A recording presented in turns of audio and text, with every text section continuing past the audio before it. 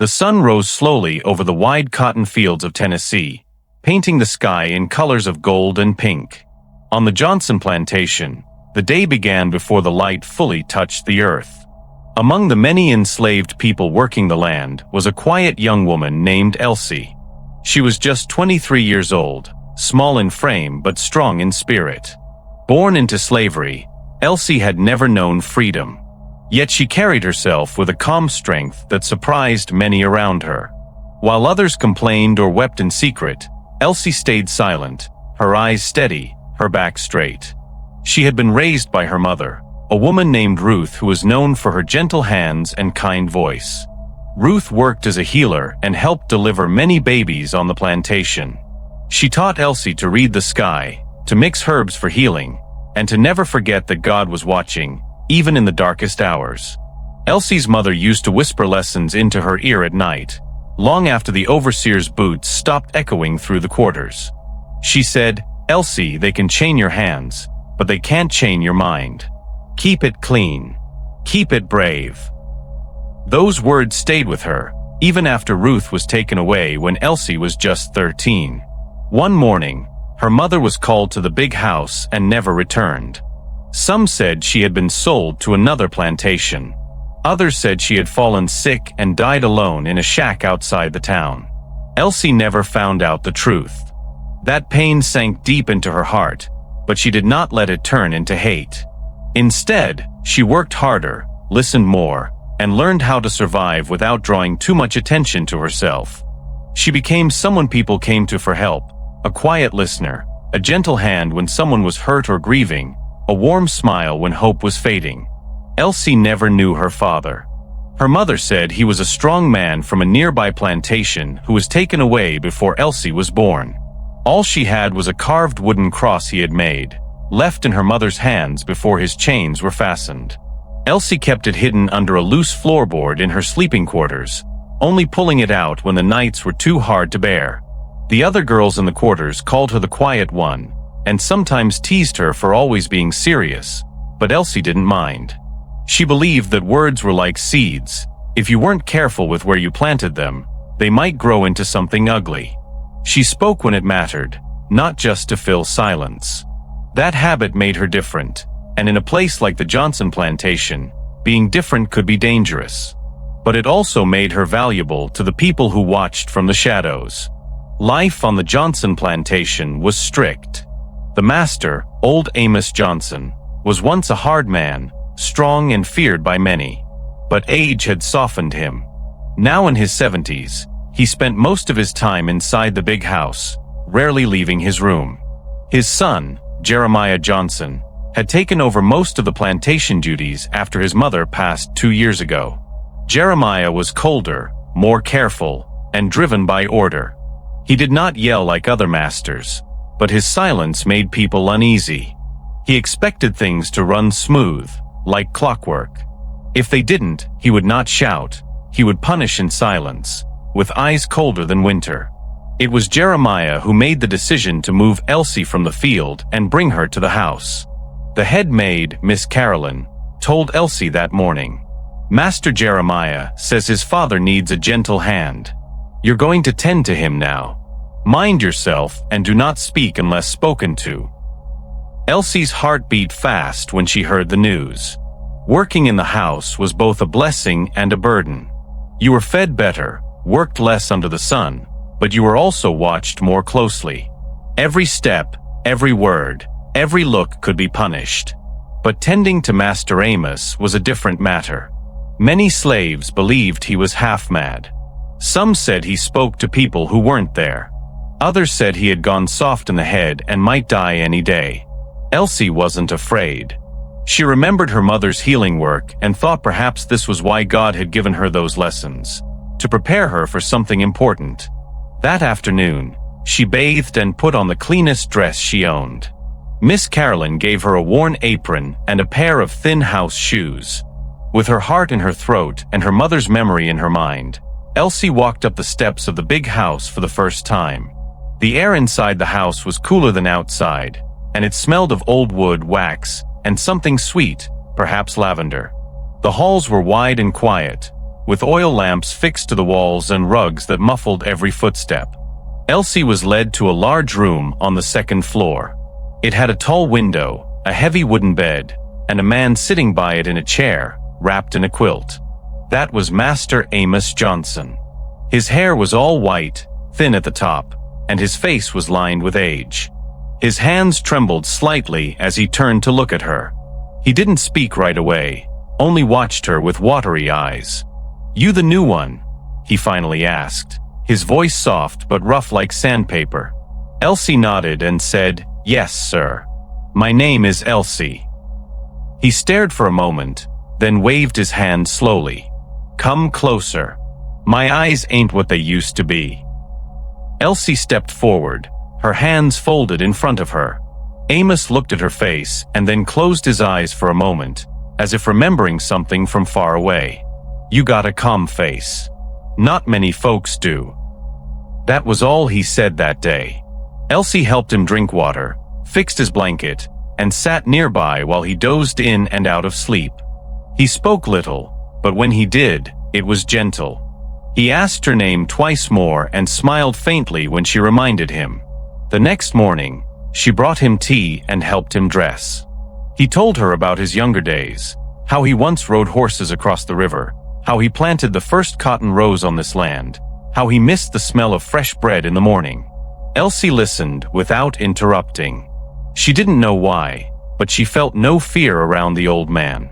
In some ways, he reminded her of her mother's stories, slow-worn, but filled with old wisdom. As the days passed, Elsie's place in the house began to feel more settled. She rose before dawn, swept the floor outside Amos's room, prepared his meals with the kitchen staff, and spent most of her hours inside the quiet chamber. She read to him sometimes from an old Bible when his hands were too tired to hold it. She rubbed his feet with oil when the swelling got bad and changed his bed sheets with gentle care.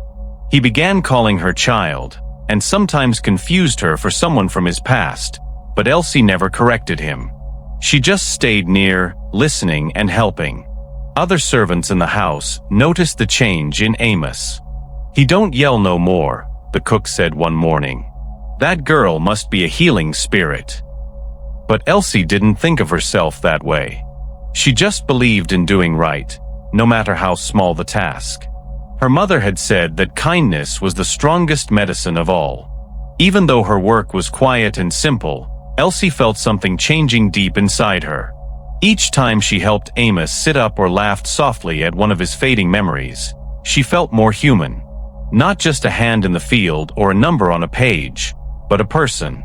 Amos treated her differently than other white folks did. He didn't bark orders or raise his hand. He spoke softly and said thank you. It was small, but it mattered. In the still moments, Elsie would glance out the window and wonder about the world beyond the trees.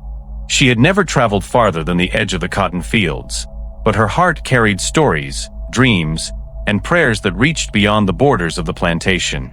She didn't speak them out loud, but they lived in her eyes, and maybe that was why Amos trusted her. Without saying it, they shared something, quiet, broken pieces trying to heal. Still, Elsie knew her place. She was a slave in a white man's house, and no matter how kind Amos seemed, his kindness could not undo the chains. She kept her head low when Jeremiah walked past and never lingered in the hall. Jeremiah barely spoke to her, only nodding now and then or giving a short order through Miss Carolyn. But Elsie didn't mind. She wasn't there to please him. She had a job, and she would do it right. In the evenings, after Amos had fallen asleep, she would sit in the hallway near the fire and whisper prayers for her mother, for herself, and for the old man sleeping in the room behind her. She did not know what tomorrow would bring, but she believed that if she stayed true, held on to her quiet strength, and listened to the voice in her soul, she would find her way through whatever came next. A few weeks had passed since Elsie started caring for old Master Amos inside the big house. The days had settled into a slow rhythm, early mornings, quiet meals, soft stories, and long naps. Elsie stayed close to Amos, making sure he had his tea, his chair by the window, and his medicine on time. The air inside the house was always still, and the old man's soft voice filled the room like the sound of a rocking chair creaking on a porch. But that peace was broken one morning when Miss Carolyn burst into the kitchen, her face pale and tight. "The young master is comin' back," she said, waving her hand. "Jeremiah Johnson. His mama's gone, and now he's the head of this house." The room went quiet. Some of the house staff lowered their eyes. Others just froze in place. Everyone knew Jeremiah. He was not cruel like some, but he was not gentle either. Jeremiah Johnson had left the plantation years ago, sent to study business and law in one of the big cities. Folks said he had lived in Nashville for a while and even traveled to Richmond. He came back now and then for short visits, but never stayed long.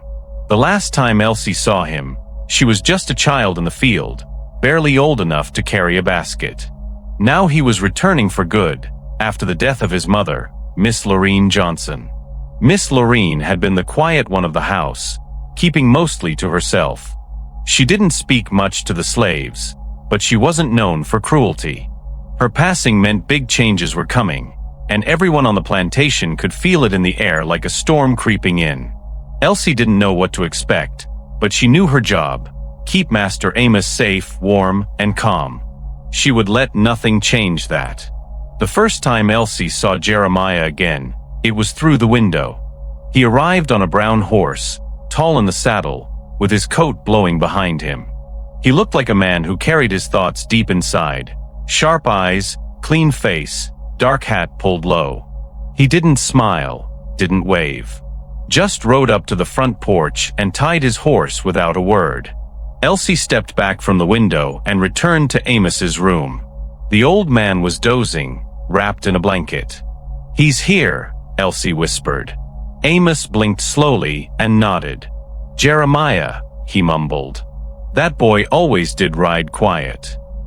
Later that day, Jeremiah entered the room without knocking. His boots were clean, and his shirt pressed, but his eyes looked tired. He stood at the foot of his father's bed for a long moment before speaking. "How are you, Pa?"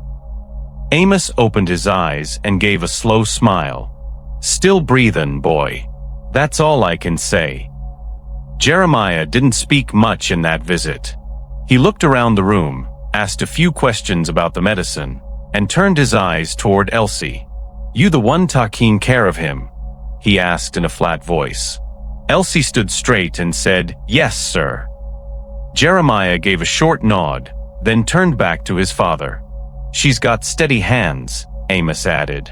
"Don't talk too much either." Jeremiah didn't respond, but there was something in his eyes. Not cold, not warm, just watchful. Elsie couldn't read him yet, and she didn't try to. After he left the room, Amos sighed and closed his eyes. "That boy carries too much weight on his shoulders," he said. Even when he was young, he'd rather read books than chase dogs or fish. Elsie listened quietly, folding blankets and tidying up. She had a feeling Jeremiah wasn't going to be an easy man to understand. But if he was going to be in charge now, she'd have to be careful around him. In the days that followed, the plantation buzzed with movement. Jeremiah walked the land with the overseer, checked the cotton rows, inspected the barns, and asked questions in that same flat, quiet voice. He never raised it. He didn't whip anyone himself. But the air around him felt stiff, like the trees held their breath when he passed. Some of the older slaves said, "He's got his daddy's eyes, but not his daddy's heart." Others said, "He's just trying to keep things in order." Elsie kept her distance. She stayed inside most days, making sure Amos ate, helping him walk to the window, and reading from the Bible. Amos seemed weaker now, though he tried to hide it. He coughed more often and took longer naps. One evening, while Elsie was wiping his forehead, he said, "Don't let him see me like this, child. He remembers me strong. Let him keep that picture in his mind." But Jeremiah did see him like that. Every day he stopped by the room, even if just for a moment. He would bring papers to sign or talk about the plantation's money, but each time, he looked a little longer at his father. One day he stayed longer, pulled up a chair, and just sat there in silence. Amos opened his eyes and chuckled. "You forget what you came in here for." Jeremiah looked down and said softly, "No, sir. I just forgot how small this room is." Elsie stood by the window, pretending not to listen. She noticed Jeremiah's eyes soften just a little. After that day, he started visiting more often, and sometimes he even asked Elsie how Amos had slept or if he'd eaten well. She answered simply and clearly, never adding extra words. But inside, she was surprised.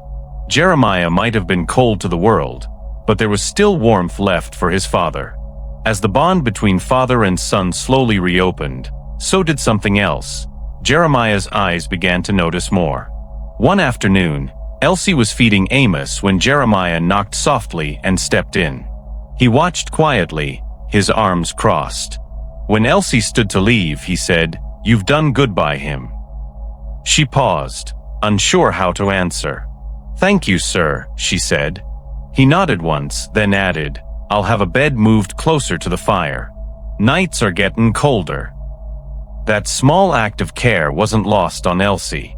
She saw it in Amos too. His eyes seemed less cloudy when Jeremiah was near, his voice steadier. Sometimes, after his son left the room, Amos would say, "He's still in there, my boy. Just buried deep." Elsie wondered what kind of life Jeremiah had lived away from the plantation, what kind of thoughts he kept hidden behind those hard eyes. But she never asked.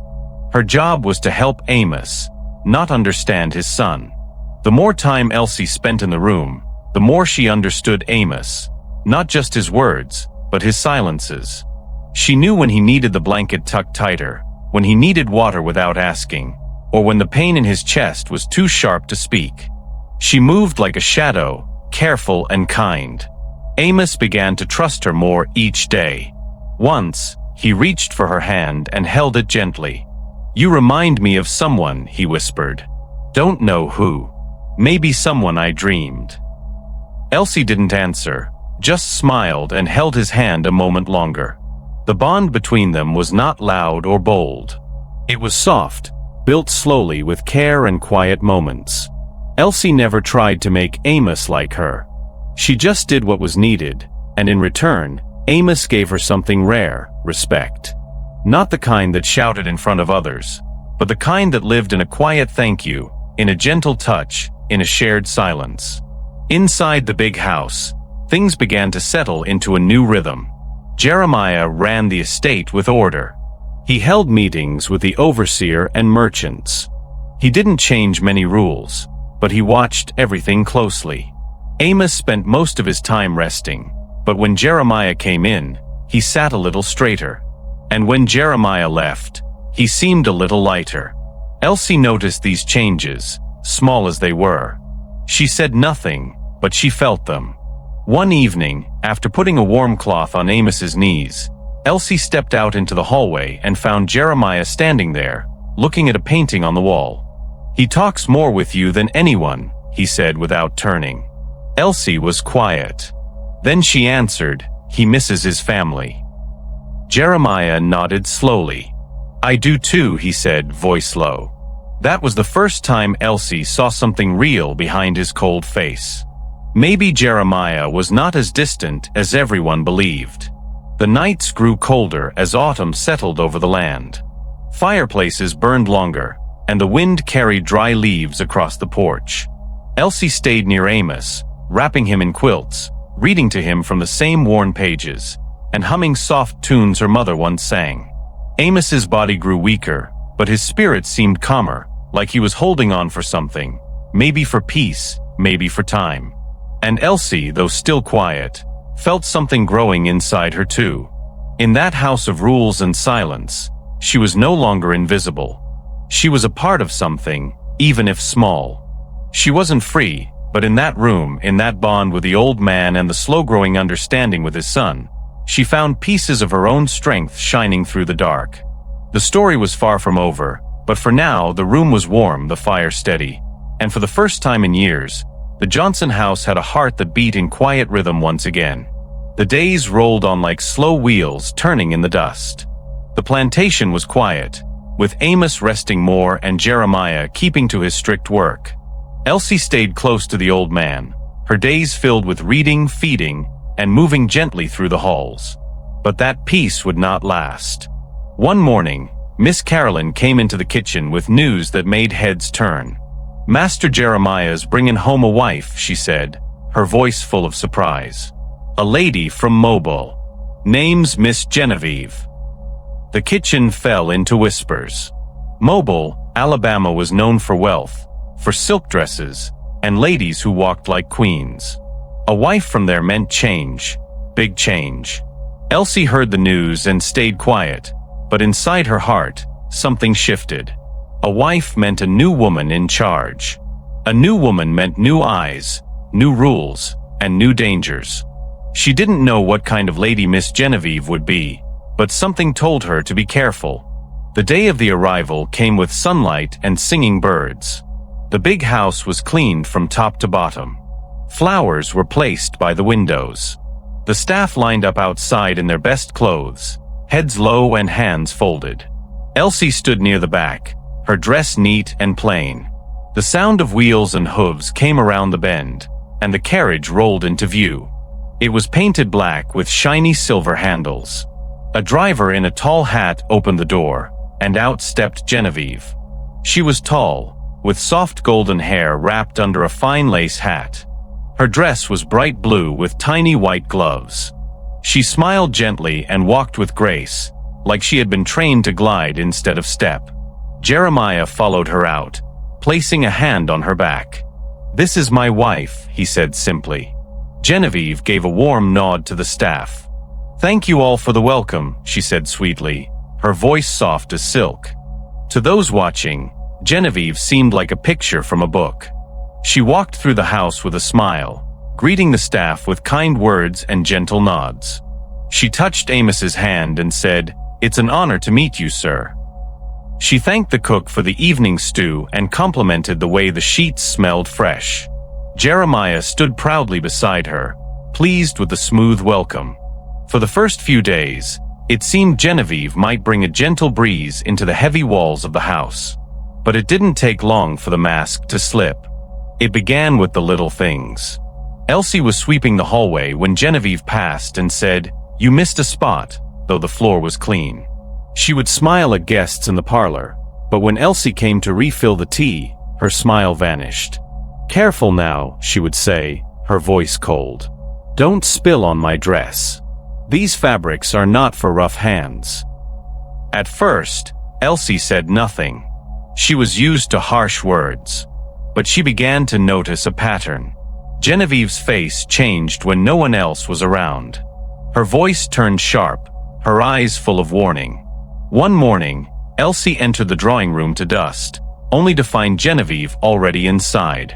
"You're late," she snapped, though Elsie had come at the usual time.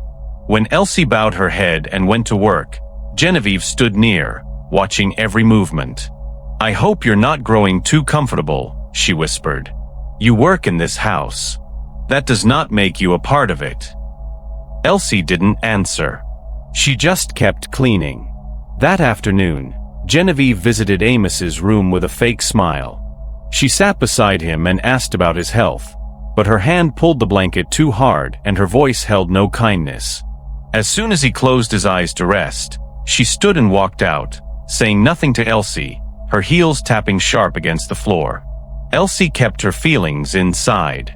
She didn't speak of it to Miss Carolyn or the cook.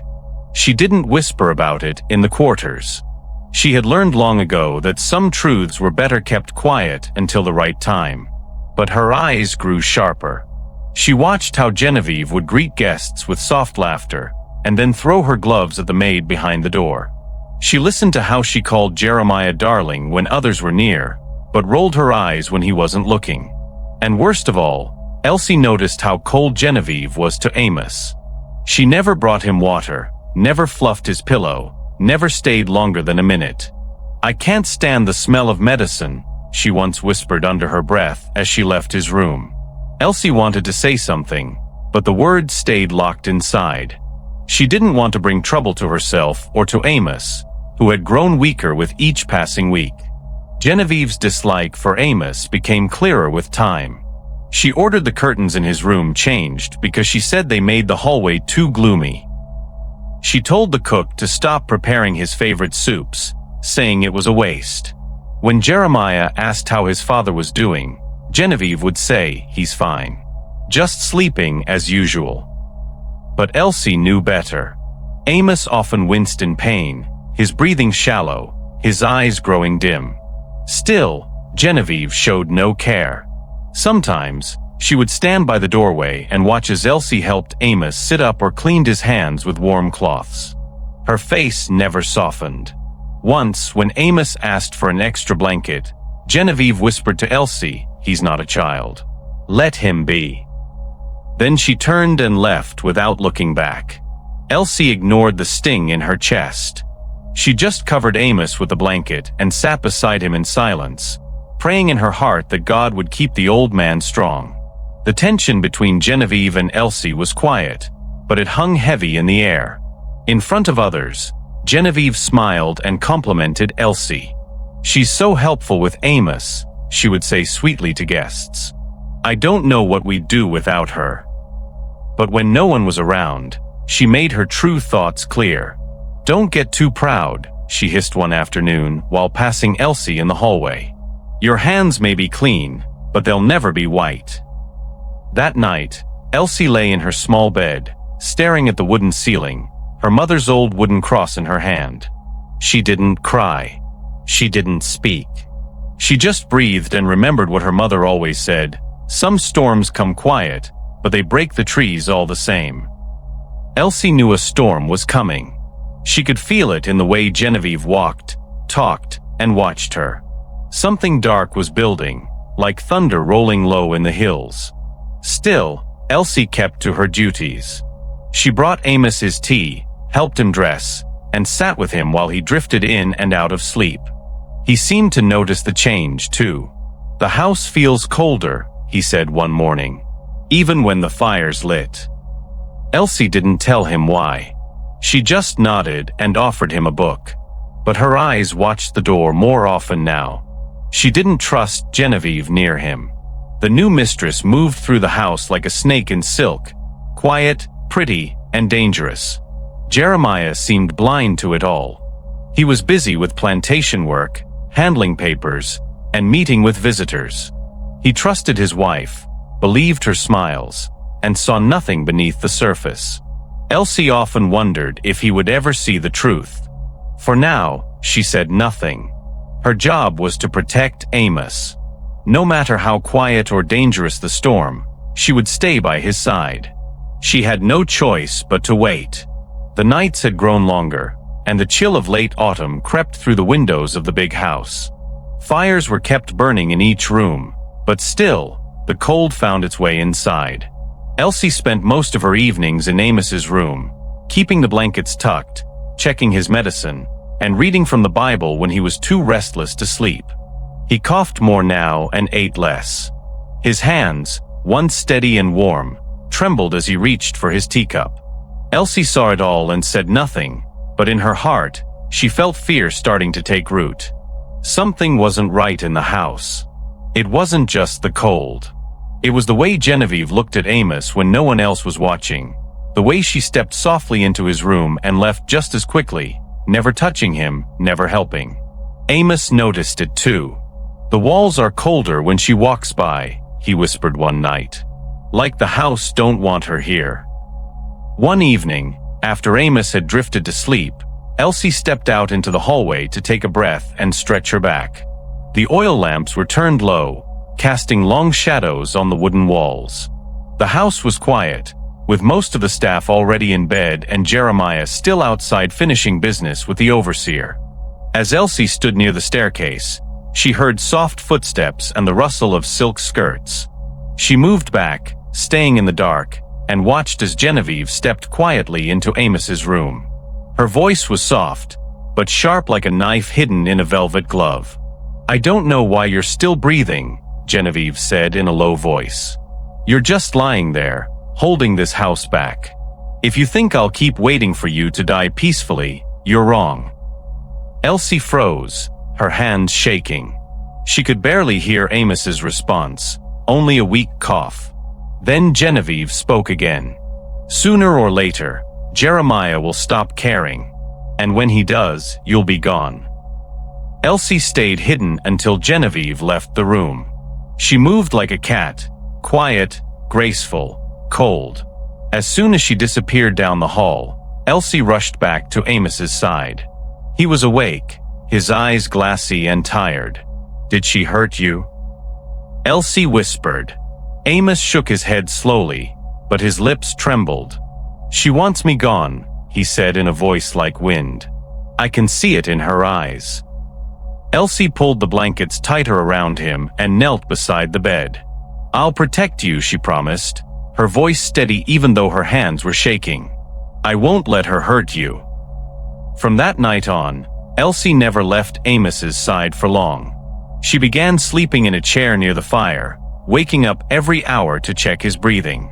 She watched the door like a hawk, and every time Genevieve entered, Elsie made sure she was there too, silent but present, with eyes wide open. Genevieve noticed. She started making sharp comments during the day, things said with a smile but meant to sting. "I hope you're not trying to be something you're not," she said once while walking past Elsie in the hall.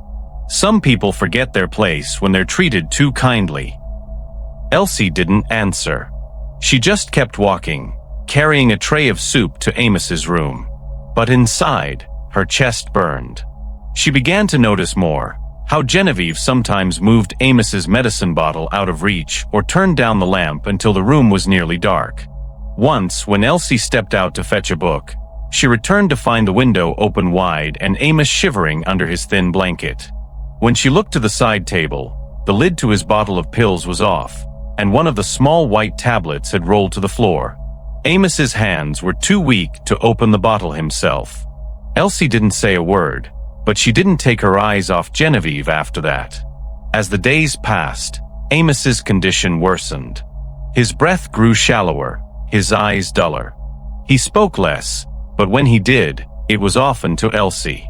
"You're the only one I trust in this house," he whispered one morning. "If something happens to me, tell Jeremiah. Tell him to look at her real close."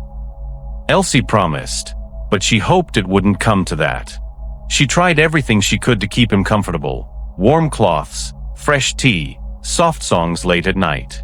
But something told her she was racing against time. Genevieve became more impatient.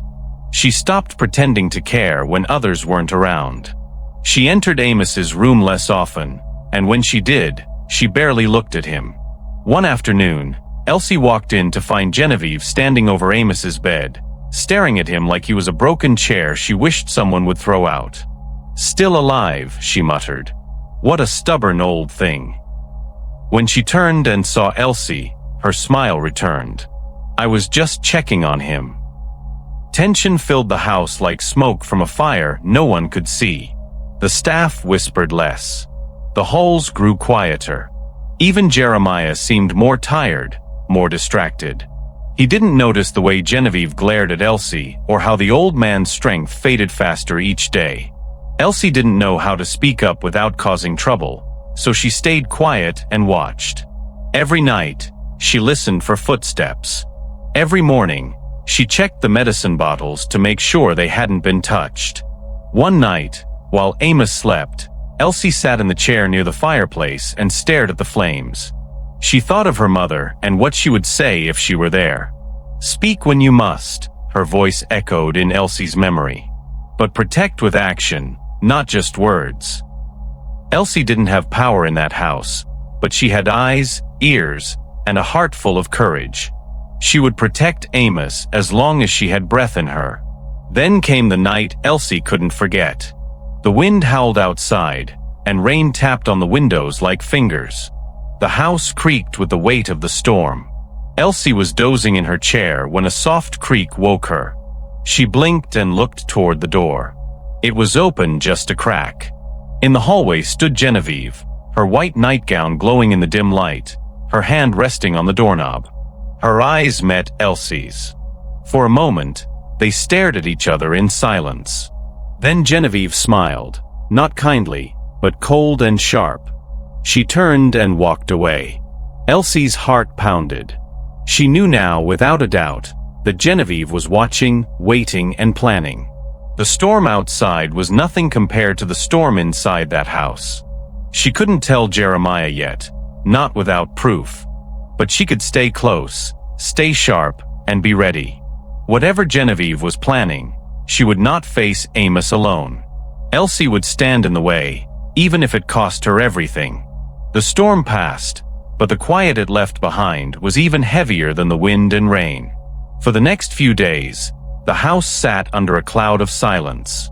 Jeremiah stayed busy with plantation duties, unaware of the growing tension inside the walls of his home.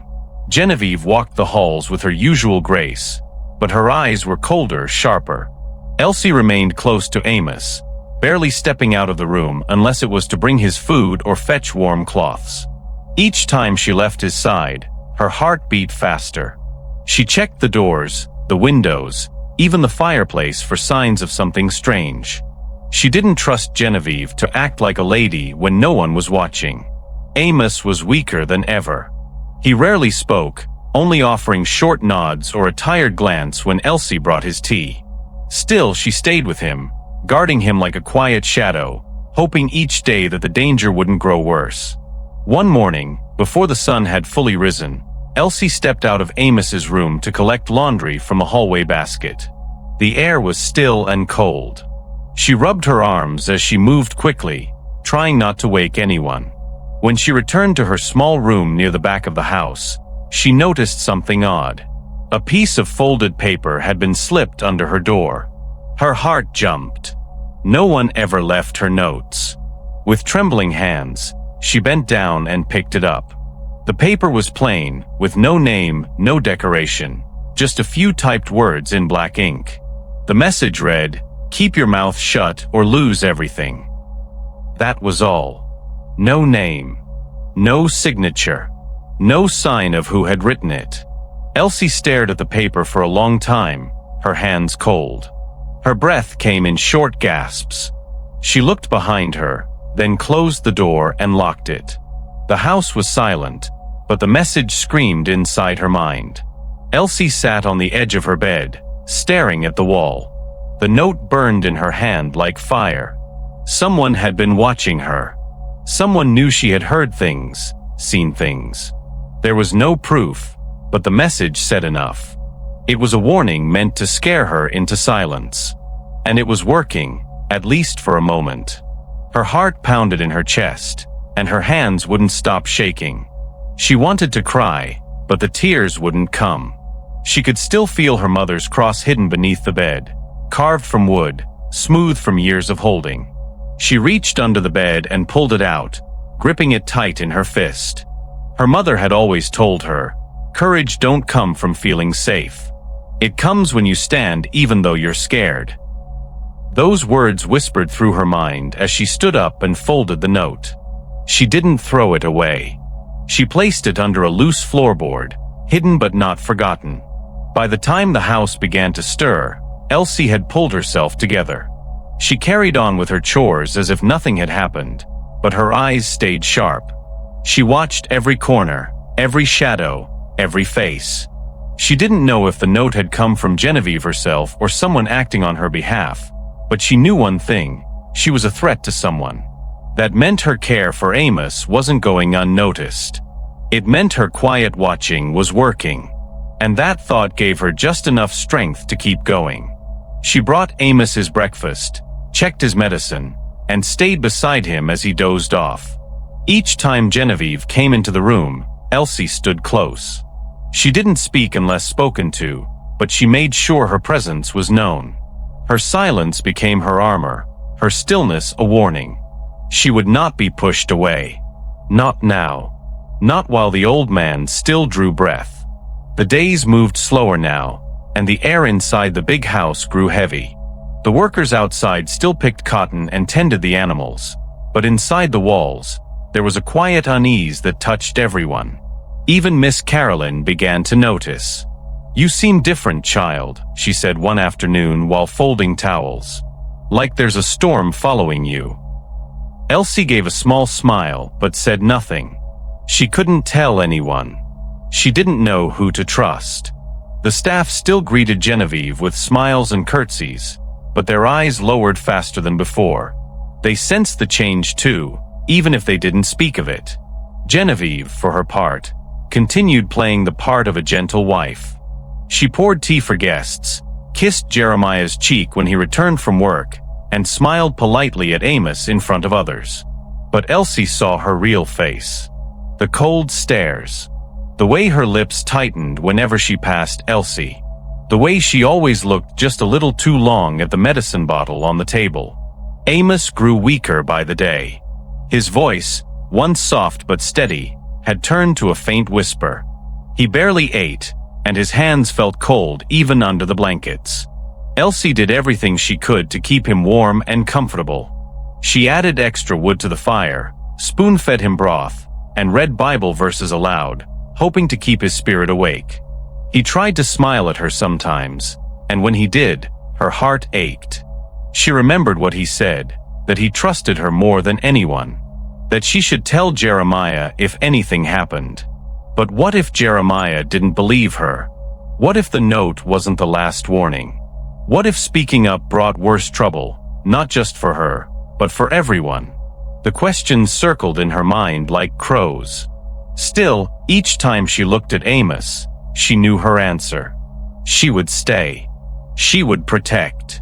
Even if the shadow following her grew darker, she would not run from it. At night, Elsie could hardly sleep.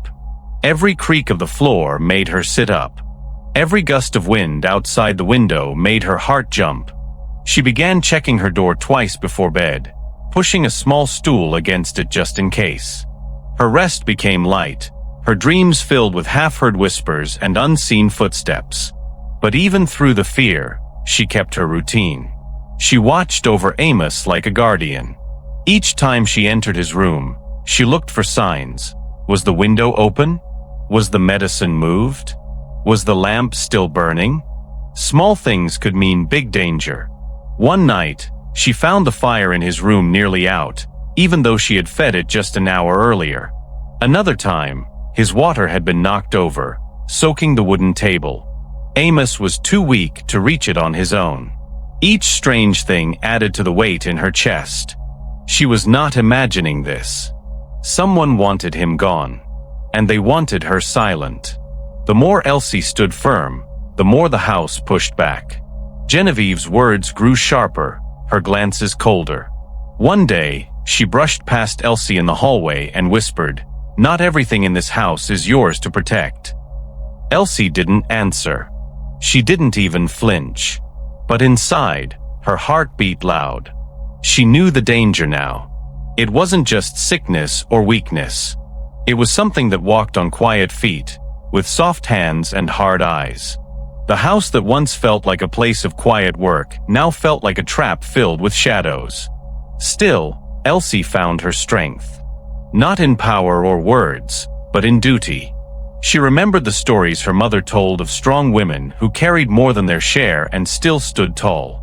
She remembered the promise she made to Amos, and to herself. She would not back down. Not now. Not ever. Not while there was still breath in the man she had come to love like family. The sky turned dark before the evening bell rang. Thick clouds gathered above the Johnson plantation, heavy and full of thunder. The wind howled through the trees, bending branches and sweeping dry leaves across the porch. Inside the big house, the air felt tight, like it was holding its breath. Amos was having trouble sleeping again. His breathing was shallow, and his skin was pale. Elsie sat near his bed with a warm cloth, wiping his forehead and humming a quiet song. Outside, thunder rolled across the sky like a wagon full of stones. The oil lamps flickered with each gust of wind. Rain started falling hard against the windows, sharp and fast. Elsie glanced at the fire to make sure it stayed lit. The flames danced, casting shadows on the walls. The whole house groaned under the weight of the storm, but it was the silence inside that made Elsie feel like something worse was coming. It was just past 10 when Elsie stepped into the hallway to check the extra blanket she had left by the fireplace. The halls were darker than usual, with most of the lamps burning low or out. Lightning lit the windows every few seconds, and the thunder crashed louder than before. As she walked slowly, careful not to wake anyone, she heard something. A creak. A whisper. A shuffling of feet on the wooden floorboards. Her heart jumped. She turned toward the sound, coming from Amos's room. The door was cracked open. She moved quickly but quietly, peeking through the space between the door and the frame. What she saw made her freeze in place. Genevieve was leaning over Amos's bed, her hands pressing a pillow over his face. Amos's arms flailed weakly, his legs kicking under the covers. His body was too frail to fight her off. Elsie's breath caught in her throat. For a second, she couldn't move. Then something inside her snapped. Elsie dropped the blanket and rushed into the room, her footsteps loud on the floor. "Stop!" she screamed, her voice shaking but strong. Genevieve jumped back like she'd been burned, the pillow falling from her hands onto the floor. Her face twisted with shock and fury. "You stupid girl," she hissed. "You don't know what you saw." Elsie ran to Amos, pulling the blanket back and placing her hand on his chest. He was gasping, his eyes wide with fear, his body trembling. "She tried to kill me," he wheezed. "She tried to smother me." The sound of heavy boots echoed through the hallway. The door burst open. Jeremiah stood there, soaked from the rain, his coat dripping water onto the wooden floor. He looked from Elsie to his father, then to Genevieve, whose face had already changed into a mask of worry. "What's going on?" he demanded, his voice sharp and confused.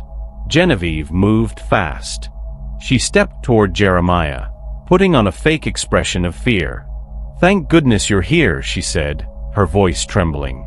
"I walked in and found her," she pointed at Elsie, "trying to hurt your father. I pulled her off just in time." Elsie stood, shaking her head in disbelief. "She's lying," she said, her voice steady now. She was the one pressing the pillow down. "I saw it. Ask him." Amos raised a trembling hand, pointing at his son. "Jeremiah," he whispered, "it's true. Genevieve, she tried to end me. Elsie saved my life." Jeremiah looked at his father, then at Elsie, then back at Genevieve. For a moment, the only sound was the storm outside and Amos's weak breathing. Genevieve's smile faded for just a second, but she quickly covered it up. "You can't believe him," she said, stepping closer to Jeremiah. "He's confused. He's old. He doesn't know what he's saying. And her? She's just a slave." The room was still. Jeremiah's jaw tightened, his eyes flickering between them all. Elsie didn't move. Her eyes met his, and though her hands were still shaking, her voice did not waver. "You have cameras," she said quietly. "Security. You can check the truth yourself." Genevieve's face went pale. She stepped back, her voice rising. "You're really going to believe her over me?" she snapped. "I'm your wife, Jeremiah. You think I'd harm your father?" Jeremiah didn't speak. He turned on his heel and left the room, his footsteps echoing through the hallway. Genevieve stood frozen for a moment, then began pacing, mumbling under her breath. Elsie knelt again beside Amos, holding his hand. His eyes were still wide with fear, but he squeezed her fingers weakly. "You did good, child," he whispered. "You did good."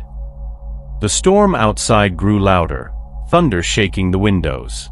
Inside, everything seemed to hang on what Jeremiah would find. Minutes passed like hours. Genevieve sat on the edge of a chair, biting her nails and watching the door. Elsie stayed close to Amos, wiping his forehead and whispering to him to stay calm. The old man nodded, but his breathing was still rough. Then the door opened again. Jeremiah stepped inside, his face like stone. In his hand was a small roll of film. He looked directly at Genevieve.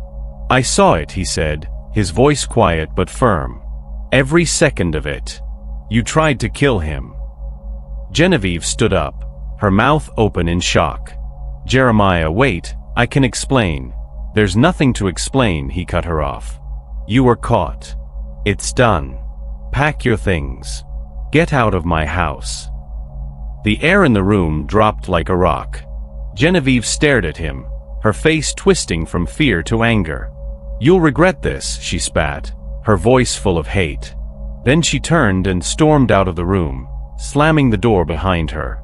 Jeremiah stood still for a moment, then walked slowly to his father's bedside. Amos looked up at him, his lips dry and trembling. She would have ended me, he whispered. Jeremiah nodded, his jaw tight. I know, Pa. I know. Then he looked at Elsie, and for the first time, his eyes were not cold. They were full of something else, respect, maybe even shame. You saved his life, he said. Elsie looked down, unsure of what to say. She had never heard those words before. Thank you, Jeremiah added, quieter now. If you hadn't been there, his voice trailed off. He turned and walked toward the door, then paused. I need to speak to the head of security. I want every corner of this house watched from now on. Then he left, his footsteps slower than before. Elsie sat back in her chair, her heart still racing. She didn't feel proud or strong. She just felt tired. But Amos was safe. And that was enough for now. The storm outside began to fade, the thunder rolling farther away. Rain still tapped on the windows, but softer now. The house felt different. Something dark had lifted, even if only a little. Amos rested peacefully, his chest rising and falling in a steady rhythm. Elsie sat beside him, holding his hand, not speaking. She thought about everything that had happened, the pillow, the lie, the moment Jeremiah had to choose. It had all happened so fast, yet she knew it had been building for weeks. The warning signs, the threats, the silence. Now it was over. Or at least, this part was. There were still shadows in the house. Still secrets not yet spoken. But for the first time in a long time, Elsie felt something close to hope. The truth had come to light, and that was more powerful than any storm. She looked at the fire, then back at Amos. He was safe. That was what mattered. She would keep him safe still, no matter what came next. The morning after the storm rolled away, the air over the Johnson plantation felt heavy, like the earth itself was holding its breath. The sky was still gray, but the rain had stopped. Inside the big house, silence stretched through every hallway. After Genevieve had been forced out the night before, no one spoke her name. Amos slept most of the morning, resting from the shock. Elsie stayed at his side, keeping the room warm, changing the water in the bowl, and wiping his forehead. But she could feel something shifting, like the truth was no longer hiding in the corners. Later that day, Jeremiah returned to his father's room with a chair and a book in hand. He sat beside Amos and said, "Tell me everything." Amos, his voice weak but sure, told it all. How Genevieve mistreated him, how she avoided his room unless others were watching, how she whispered cruel things when no one else was near. He spoke of the way she looked at him, like he was in the way, and how she never offered help but often made his pain worse. Jeremiah listened without speaking, his face still but his eyes full of thought. Elsie stayed quiet by the fire, her hands in her lap, letting Amos speak freely. After a long pause, Amos said, "She never loved you, boy. She loved what she thought she could get." Those words seemed to hit Jeremiah hard, but he nodded slowly. "I see that now," he said. "I wish I had seen it sooner." As word spread through the house that Jeremiah had chosen to believe Elsie and his father, the other staff began to come forward. One by one, the maids, the cook, and even the stable boy began to whisper what they had seen. Genevieve yelling when no one was around, throwing books, knocking over medicine, blaming others when things went missing. What was once rumor became truth, and Jeremiah listened to every word. Miss Carolyn was the first to speak plainly. She stood in the kitchen doorway with her hands wringing her apron. "Sir, I didn't want to speak out of turn," she said, "but that woman," she watched Elsie like a hawk, "gave her sharp words for no reason. Once I saw her push a tray off the table and tell Elsie to clean it just to embarrass her. The cook nodded in agreement. She'd walk into the kitchen and demand food for guests that weren't even there, then blame us when it went to waste. Another housemaid added, she told me once, "This house won't belong to old Amos much longer." I thought it was just talk, but now, Jeremiah stood in the center of the room, taking in every word. Each voice added to the picture, revealing the truth in pieces. Genevieve hadn't just been cruel. She had been planning something deeper, something meant to hurt them all. Later that evening, while Amos rested and Elsie cleaned up his room, Jeremiah called for the head of security, a quiet man named Mr. Clay who rarely spoke unless asked. Jeremiah sat him down in the study and said, "I want to know everything. Who was Genevieve talking to when she left the house? Who visited her?" Mr. Clay opened a leather folder and pulled out a few notes. "She had several letters sent out, sir. Some were to friends in Mobile, but a few were to a man named Rufus Bray." Jeremiah's eyes narrowed. "Rufus Bray owns Bray Plantation, down the river," he said. "He's been trying to buy this land for years. My father always said no." Mr. Clay nodded. "Yes, sir. And we found one letter she didn't get to send. It's in her room. She was passing him details about your cotton deals, shipments, dates, harvest numbers. She even gave him copies of supply orders." Jeremiah's hands clenched into fists as he stared at the open folder. He stood up without a word and went to Genevieve's room. It was quiet and still, just as she had left it. The dresser drawers were half open, and a few of her dresses were still hanging in the closet. On the desk, just as Clay had said, was a letter written in fine handwriting. Jeremiah picked it up and read it slowly. "Dear Mr. Bray," it began. "Everything is moving as planned. He suspects nothing. Once Amos is gone, the land will be easier to claim. Elsie is watching me too closely, but I will handle her soon." Jeremiah stopped reading, his jaw tight. He felt anger rising in his chest, but he also felt something colder, disgust. She hadn't just tried to kill his father. She had tried to destroy everything the Johnson family had built. She had planned to use their name, their land, their trust, all to hand over to a man who wanted to take it by force. Jeremiah returned to Amos's room and handed the letter to Elsie. She read it slowly, her eyes wide. She looked at Amos, then at Jeremiah. "She was working with Bray?" she asked, her voice barely above a whisper. Jeremiah nodded. "She was. And she would have gotten away with it if you hadn't been watching." Amos gave a tired laugh. "Told you she was no good," he said softly. Elsie sat down near the bed, still holding the letter. Everything she had feared was true, and even worse than she imagined. Genevieve had come into the house with a smile and sweet voice, but her heart had been full of lies. She had tricked them all, almost. But not Elsie. Not the one who stayed quiet, who paid attention, who listened to more than just words. She saw what others missed. And now, finally, Jeremiah saw it too. The truth was no longer hiding. It had come out into the light. That night, Jeremiah gathered the staff in the dining room and told them everything. He spoke clearly and calmly, showing them the letter, reading parts aloud. No one made a sound as he told them about Genevieve's plans, her connection to Bray, and how close she had come to taking everything from the family. "This house," Jeremiah said, "belongs to my father, and no one, no matter how pretty or polite, will take that from him while I'm breathing." The staff nodded, their faces serious. Elsie stood at the back of the room, quietly holding her hands together. Jeremiah turned to her and said, "If not for her, none of us would have known.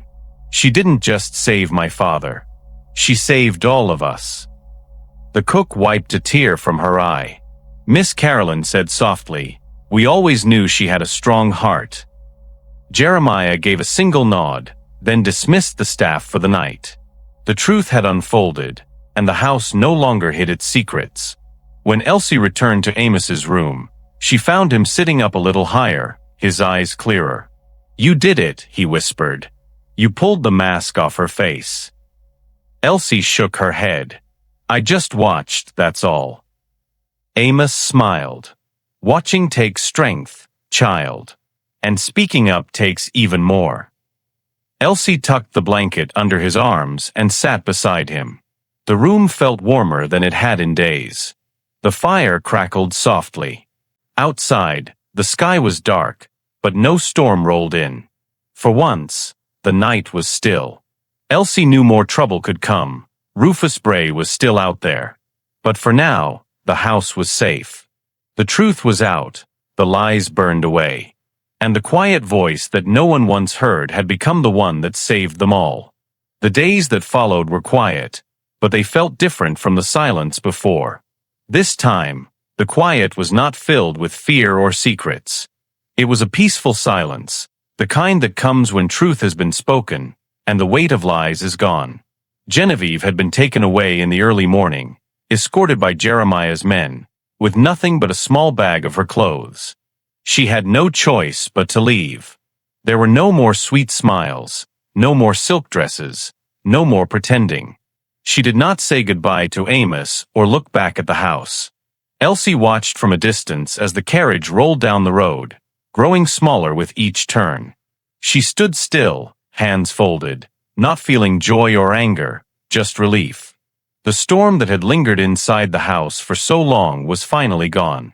The door closed behind Genevieve for the last time, and the Johnson house breathed easy once more.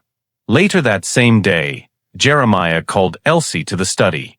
She had never been invited to that room before. The walls were lined with thick books and tall windows that let in the afternoon light. Jeremiah stood near his desk, holding a paper in his hand. He looked different, tired, thoughtful, but not angry.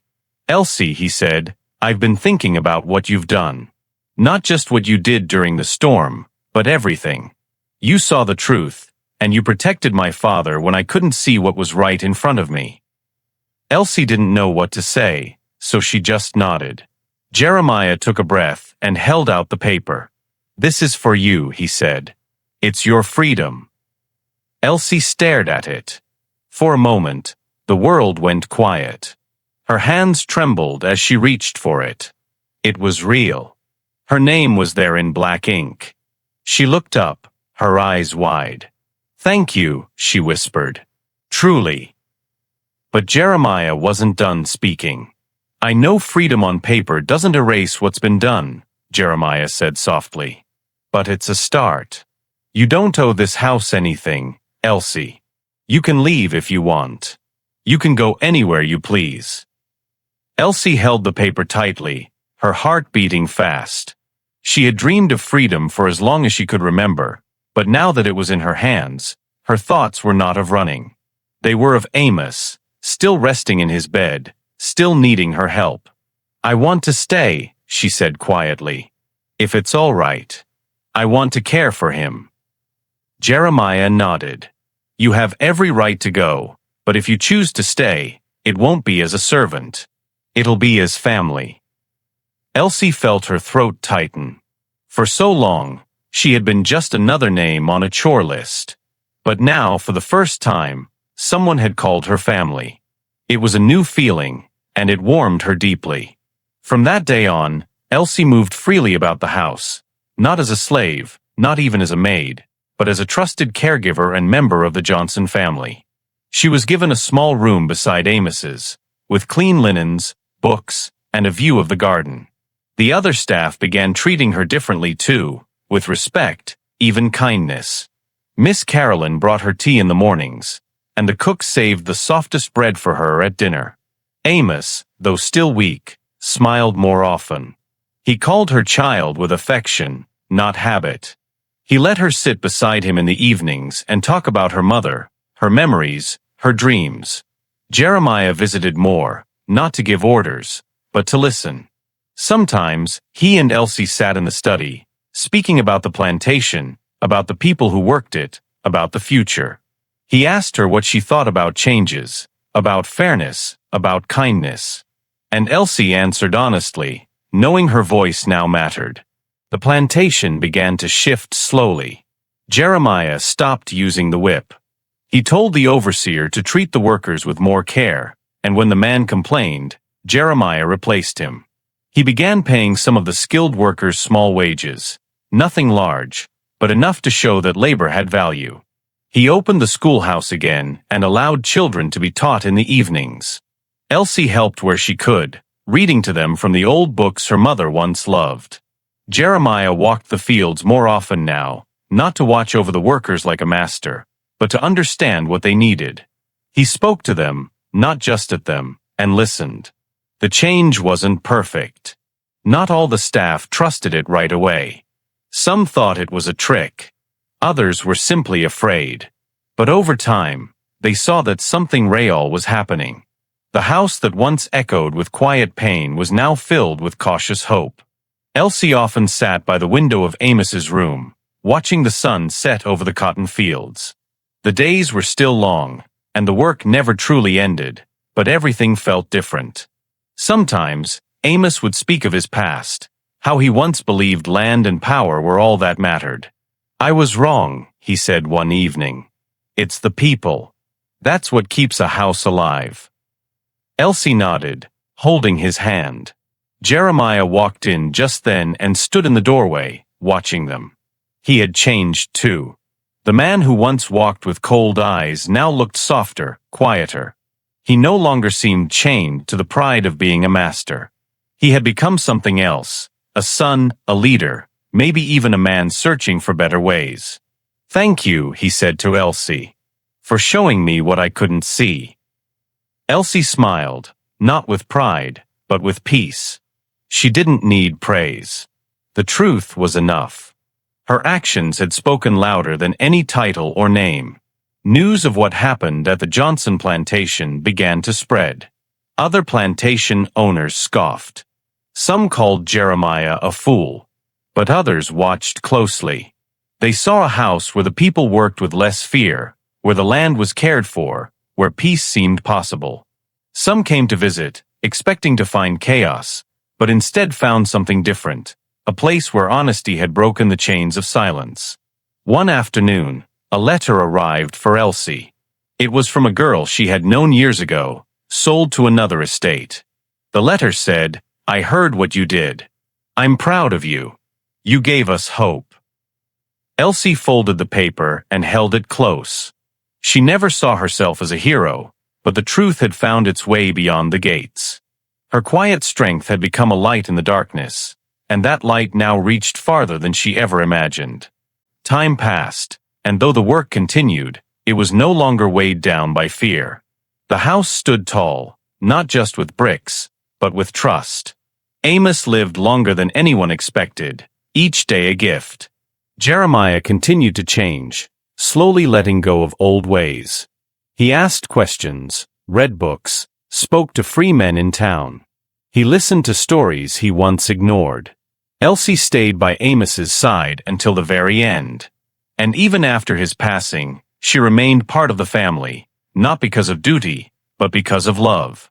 The Johnson plantation was no longer just a place of work. It had become a place of healing, of learning, of quiet change. And at the heart of it all stood Elsie, the girl who once walked softly in the background, now walking with her head held high, free not just in name, but in spirit.